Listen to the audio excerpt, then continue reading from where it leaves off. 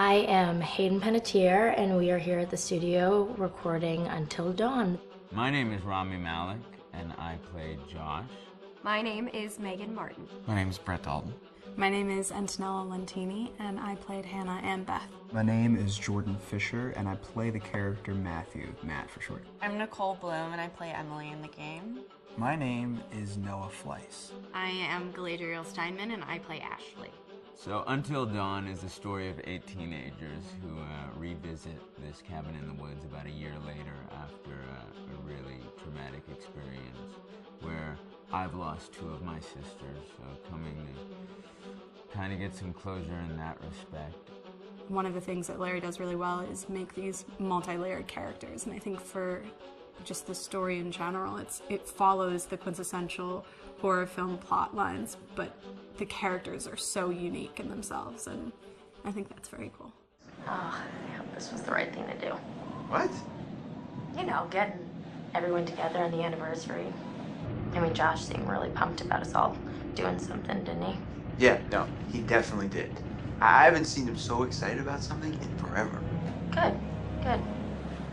Sam and I have a few things in common, such as being huge lovers of animals, and she's a huge animal lover. She's vegan. She is a pacifist. I'm not quite sure if I'm gonna go as far as saying that I'm a pacifist, but she's spunky and cool. I know that she, I think, is made fun of a little bit by the rest of them who think that her morals and her beliefs in that area are a little ridiculous and they don't agree with them, but she doesn't care. It doesn't stop her from being herself, and that's something that I hope I have in common with her. You know, he definitely can be depressed at some times and a bit of a loner, but he takes some solace in one of his sister's friends, Sam, played by Hayden Panettiere, and invites everybody back to the same house the next year to kind of find some closure. Jessica she has a whole lot of personality. She is definitely the sort of mean girl character that, you know, at school she knows she's pretty, she knows that boys like her, and she's gonna use it to her advantage. He's got a big heart, and you can tell that that's very evident, especially how he treats his girlfriend, Emily, and you know, he's kind of a meathead, but in the best way possible. She really knows what she wants, and she manages to get that from whomever it is, whether it be Matt or Mike. You know, she's really driven, and I can definitely relate to that. My character is Chris, and he is what society might consider the nerd of the group, and he kind of embraces it. Ashley she's a little more serious than some of the other girls. She's definitely very intelligent and thoughtful. She kind of looks at the whole big picture of things. She's not quite as geeky as Chris, but they connect in a lot of ways. Mike is like big guy on campus. He's the class president who has some charm and has a brain, and I don't know, people seem to like Mike. He gets away with a lot though. He can be kind of jerky. The fact that he really just kind of wants everyone to be happy, and he's a people pleaser, and I can definitely attest to being, you know, that guy. I'm always the friend that wants everybody to be happy and wants everybody to be taken care of, and that's definitely Matt. But also, like, this character is just so fun. I rarely get to play the bitch, and so it was really fun to do that. The spirit of things, seriously, what's wrong with you? I'm just trying to lighten the mood, Em. Don't be like that. Like what? The way you're being. You always get like this. I just think this is just the coolest thing to be a part of, and I just think it's going to take the world by storm. I really do. I think this genre is the wave of the future, and I think that once people see the potential behind it, of getting to interact with the drama that you're witnessing unfold in such a realistic way, that this is how entertainment's going to be from now on.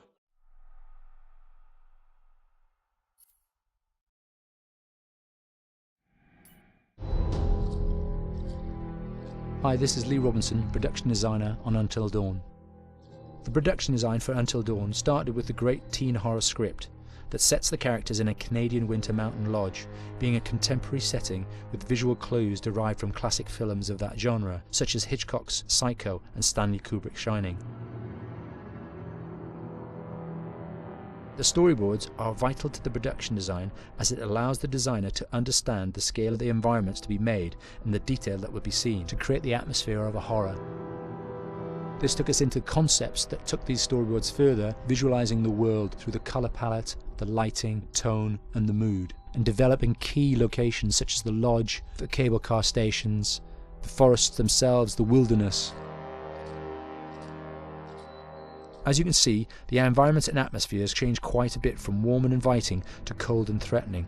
The Millionaire's Mountain Lodge was a key example. It was designed to be made from nearby stone and timber, embedding it into the landscape, with a contrasting and contemporary interior needing to be opulent and extravagant. We created dark and claustrophobic corridors with ominous and large open spaces, almost cathedral-like in size, and with huge structures to silhouette and dwarf the characters within, providing a labyrinth to explore and wander.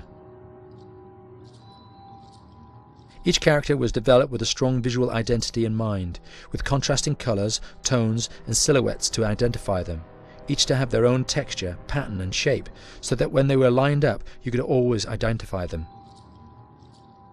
The costume designs allowed a range of clothes that would suit them for the cold winter weather, but also have an element of style and individualism, so that the audience could look at them and relate, recognizing themselves within them.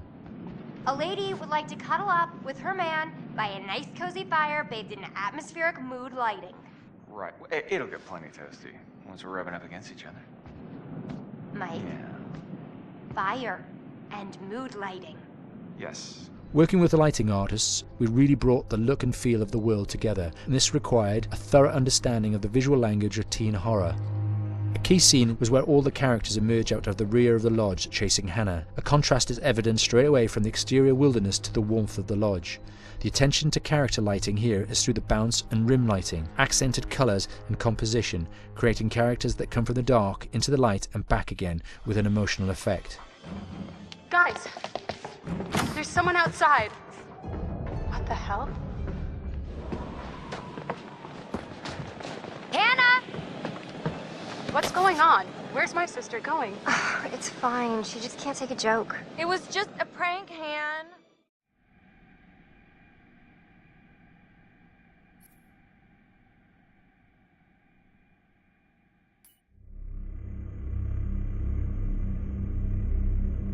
Until Dawn is a game that's full of horror, and one of the things we decided to do early on was to take a scientific approach to how scary it was.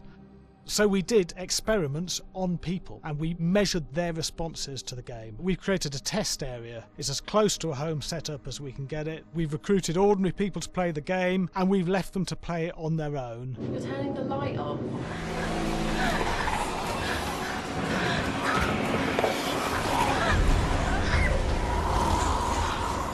The only difference is it's rigged with cameras and microphones that relay the data through to the next room where people are watching them play. Bracelet here we use for biometric testing. It measures the player's emotional response. It's called a galvanic response sensor. It makes contact with the user's skin and it measures the electrical conductivity across their skin. It's the same principle as an old-fashioned lie detector. When you're stressed, you sweat a little, very sensitive, and picks up tiny changes if the player is feeling anxious or scared. That data's fed back to a testing team, comes through as a graph. I'm so sorry.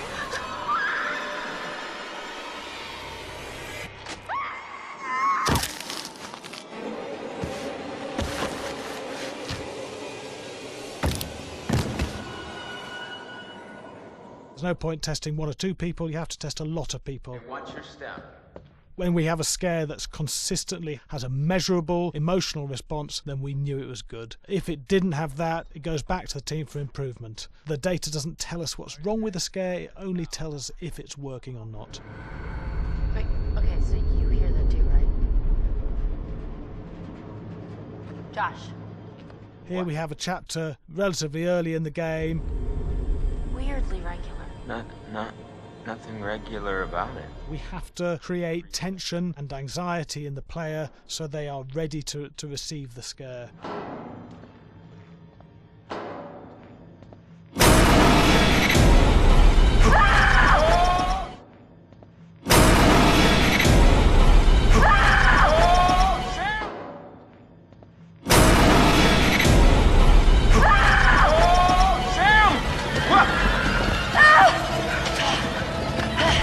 Give the player time to recover, to cool down, to calm down, and then start building the tension again before we do the next scare. Hey. What? Hey. What the hell? Ooh, you just got mugged.